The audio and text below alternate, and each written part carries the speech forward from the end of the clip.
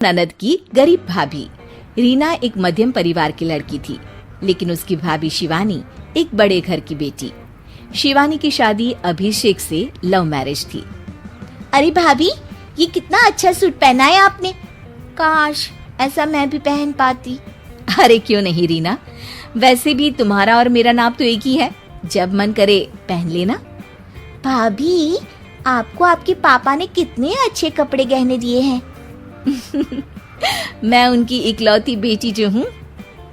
बेटी तो मैं भी इकलौती हूँ, लेकिन क्या करे, पापा है नहीं, पता नहीं कैसे होगी मेरी शादी। तभी वहाँ शिवानी की सास आ जाती है। अरे क्यों नहीं करेगा भाई तेरी शादी धूमधाम से, आखिर जिम्मेदारी है तो उसकी। और वो दिन भी आ जाता है जब रीना की शादी तय हो जाती है। अभिषेक, क्या हुआ? आप इतने परेशान तो कभी नहीं दिखे, कोई बात है तो बताइए मुझे। अरे शिवानी, वैसे तो शादी का सारा इंतजाम हो गया है, लेकिन गहनों का रेट तो आसमान छू रहा है। कैसे क्या करूं, कुछ समझ में ही नहीं आ रहा। थोड़ी देर में शिवानी अपने पूरे गहने अभिषेक के सामने रख देती है। ये लीजिए, गहनों का इंतजाम भी हो गया। अरे नहीं नहीं शिवानी, मैं ये गहने किसी हालत में भी नहीं ले सकता। ये तुम्हारे पिता ने तुम्हें दिया था, और तुम हो कि। तभी वहाँ सास आ जाती है। अरे तो क्या हुआ, इसकी तो हो गई ना शादी, अब किसे दिखाने हैं इसने गहने। सास गहनों का डिब्बा शिवानी के हाथ से लेकर वहाँ से चली जाती है। रीना की शादी धूमधाम से होती है और अब वो बड़े घर की बहू बन जाती है। वहीं रीना की शादी के बाद शिवानी और अभिषेक उसकी शादी के कर्जों से डूब जाते हैं। मैं सोच रही हूँ नौकरी करनी शुरू कर दूं, वैसे भी पढ़ी लिखी हूँ, आपकी थोड़ी मदद भी हो जाएगी। वैसे शिवानी, कुछ दिन कर लो तो अच्छा ही होगा, क्योंकि जरूरत भी है। अब शिवानी भी नौकरी करने लगती है और घर खर्चे में अभिषेक का हाथ बटाती है। एक दिन शिवानी, रीना का फोन आया था, कह रही थी कि आने वाले त्योहार में उसके ससुराल जाना है। ठीक है माँ। अरे ठीक तो है, लेकिन एक काम कर लेना, उसके सास ससुर से लेकर पूरे खानदान के कपड़े मिठाइयाँ सब ले आना, और हो सके तो रीना के लिए छोटे से कान में पहनने के बूंदे भी। और क्या है ना, शादी में उसे सारी बड़ी बड़ी कान की ज्वेलरी दी थी, घर में पहनने के लिए तो उसके पास कुछ भी नहीं है।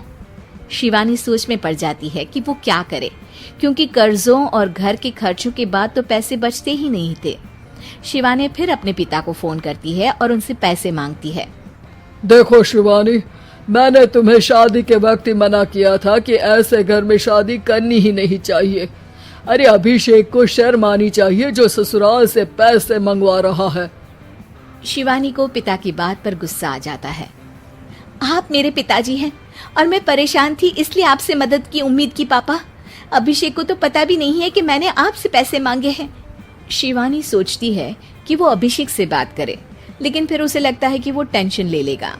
तभी शिवानी की नजर हाथ के कंगन पर पड़ती है, सीधे बाजार जाती है और उसे बेचकर ननद के घर ले जाने का सारा सामान लेकर आती है और सास के सामने रख देती है। हाँ ठीक है, लेकिन फल थोड़े और अच्छी क्वालिटी के होने चाहिए थे। शिवानी कुछ नहीं कहती, वहाँ से चली जाती है। एक दिन शिवानी, रीना का फोन आया था, बहुत रो रही थी। क्यों माँ, क्या हुआ? सब ठीक तो है ना उसके ससुराल में? अरे तूने तो उसकी नाक ही कटवा दी। अब मैंने क्या कर दिया माँ? कह रही थी कि बड़े घर की बहू है भाभी, जो कपड़े दिए वो ब्रांडेड भी नहीं थे। तू तो जानती है ना उन लोगों का पहनावा कितना अच्छा है। तू तो मेरी बेटी का भला कभी सोचती नहीं। हाय भगवान, अरे बड़े घर की बहू है, इसी बात की जलन है ना तुझे, लेकिन याद रख, मेरी बेटी का सोचने के लिए भगवान है, तुम लोग कभी उसका बुरा नहीं कर पाओगे। अब शिवानी के मन में सवाल था कि क्या ईश्वर सिर्फ रीना के साथ है, उसके साथ नहीं।